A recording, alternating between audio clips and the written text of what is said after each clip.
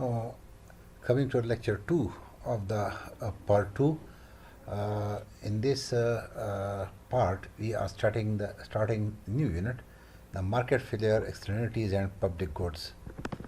This unit consists of the following topics. We will discuss these topics in this unit: the economics of market allocation, the public goods, property rights, externalities, and the tragedy of commons.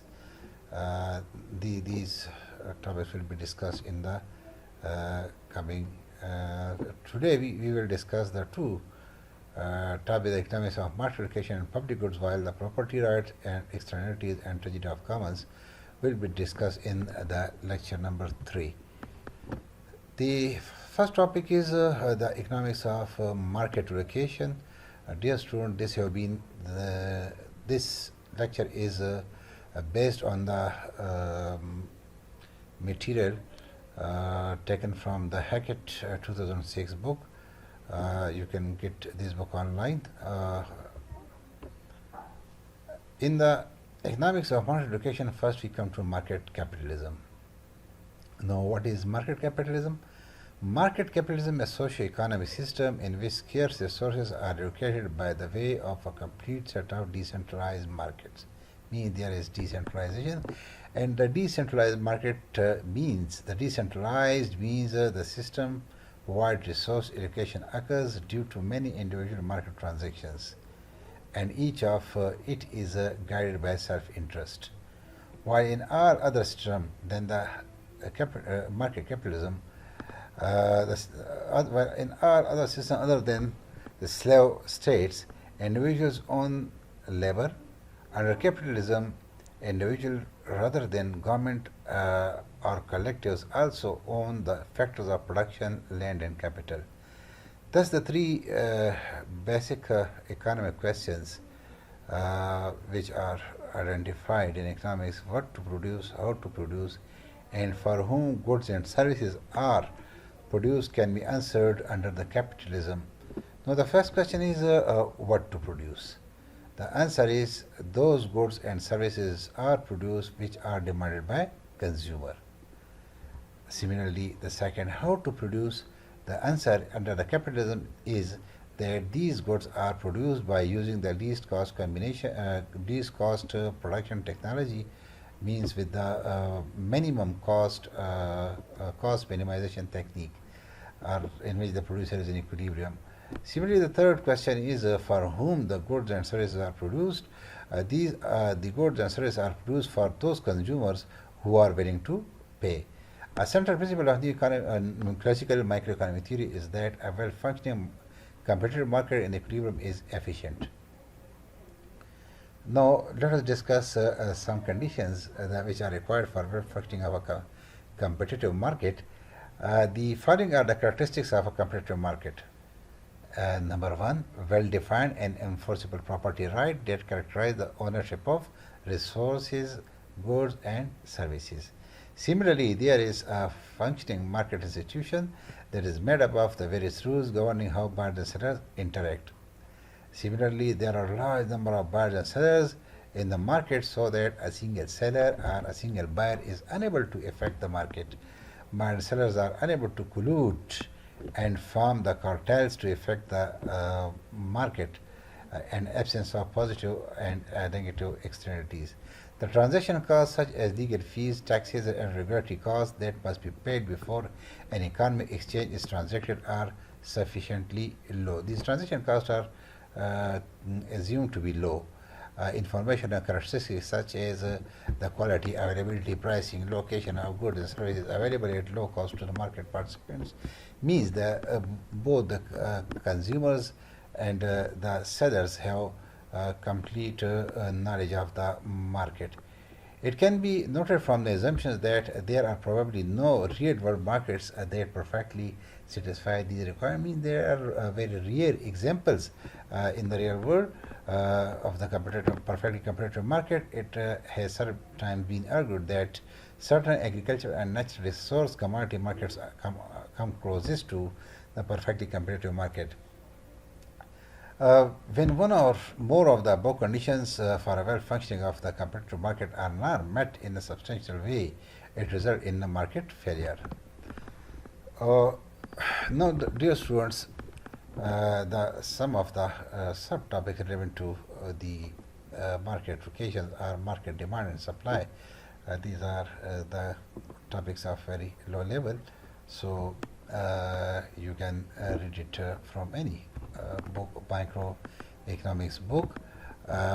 We know that markets are made up of a number of buyers and sellers trading a particular type of good or service, and an institution governing how buyers and sellers communicate and trade. Let us assume for now that all the conditions are met for well functioning of a competitive market. We we have the concepts of demand and demand curve. You know that demand is a desire backed by ability and willingness to pay for a product uh, at a particular price per unit time. Similarly, demand schedule, a list of the quantity purchased at different prices, and when these are uh, drawn a graph, what we get is known as the demand curve. You are also aware of the concept of the utility, the power of satisfaction of commodity is called utility, and the law of diminishing by utility. As we a person consume more and more, his wish for further consumption diminishes, subject to the certain assumption. Or as we have more and more of a commodity, our desire for substitute unit diminishes. Law of supply shows the relationship between the price and the quantity supplied, and the relationship is according to law of supply, the relationship is a positive one, means increase in the price leads to increase in supply, and decrease in the price leads to decrease in the supply, subject to certain assumptions. You know that the demand curve is downward sloping because it shows inverse relationship between price and supply, while the supply curve is upward sloping because it shows the positive relationship between the price and the quantity supply. Dear students, after studying the concept of the demand and supply curves, the next topic is the equilibrium of demand and supply. You know that when the demand and supply curves intersect each other, the point at which the demand and supply curves intersect each other, we see in this diagram this point. This is called the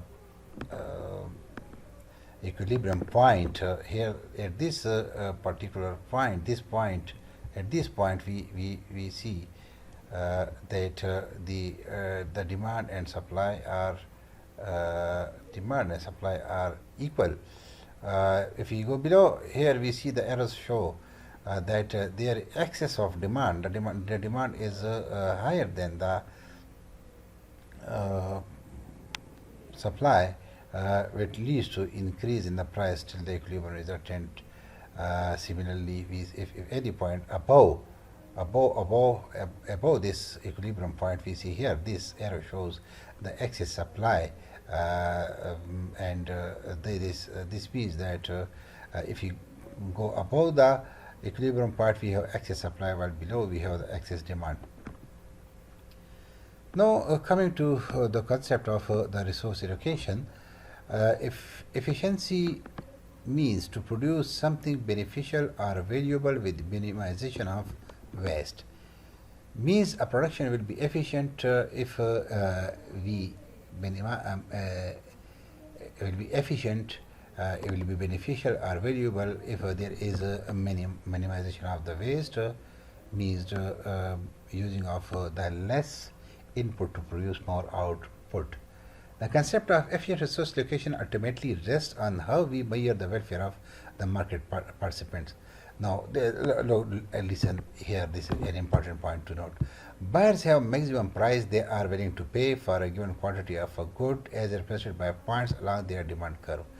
We know that on the demand curve, the points show that the consumers are willing, the buyers are willing to pay this price. For example, I'm going to the market, and I, I have a plan to purchase a suit for a for a particular amount of money. I have an idea in my mind, and I'm willing to pay a particular point, suppose 3,000 rupees for that suit, and receive again from trade called consumer surplus when their willingness to pay is larger than the price they have to pay.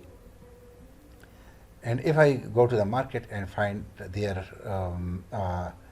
sale, and I get that suit for 2,500, this is the consumer surplus.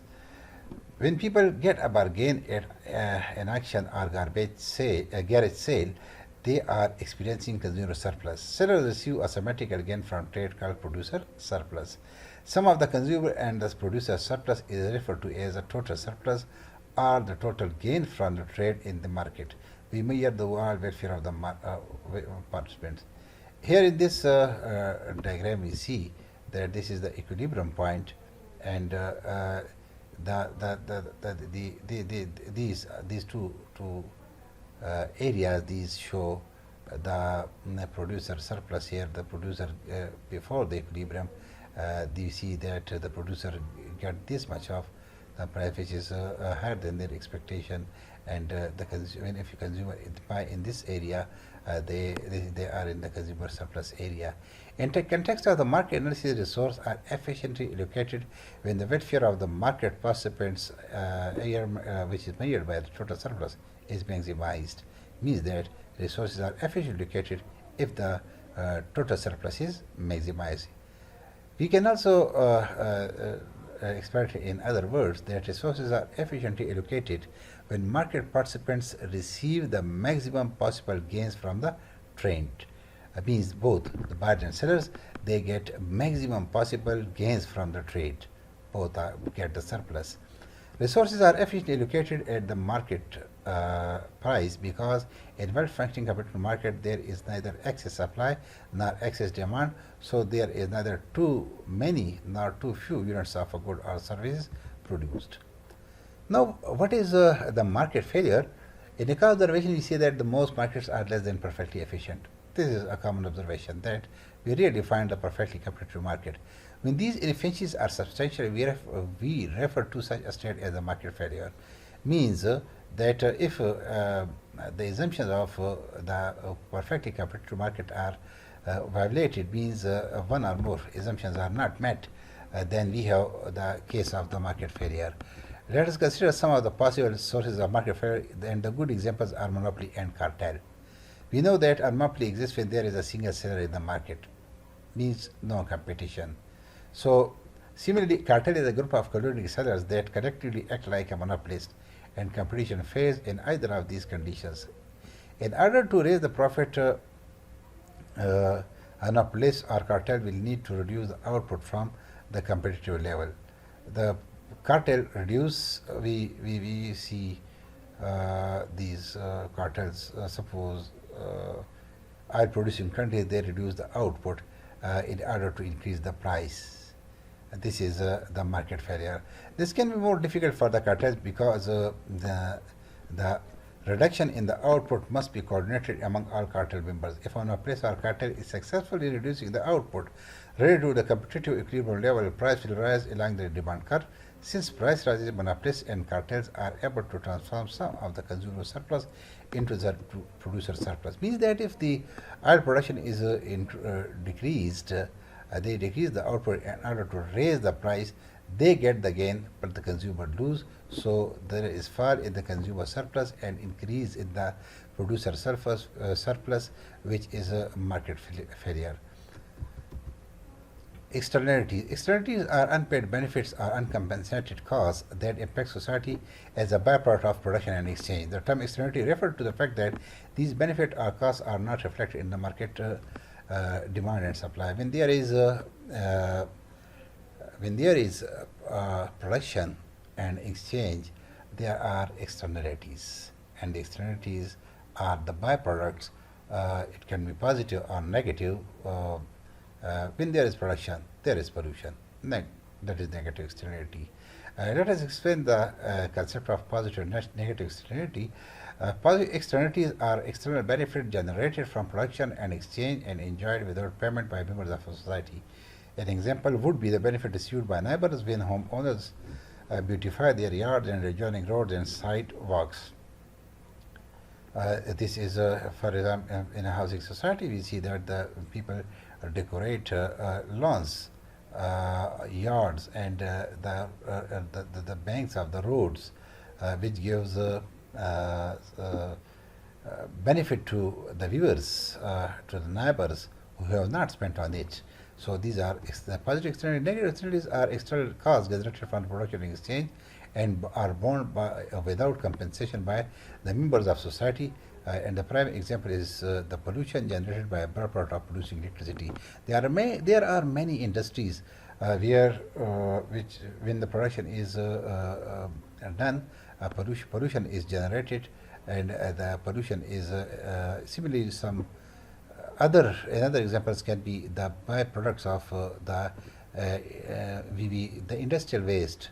We see in our area in this Farsak Road, you see the marble industries. These are producing noise, which is disturbing the adjoining housing area. So this is a negative externality. Similarly, the waste is thrown in the drains, which and the irrigation water, which pollute the irrigation water, and this is an example of the negative externality.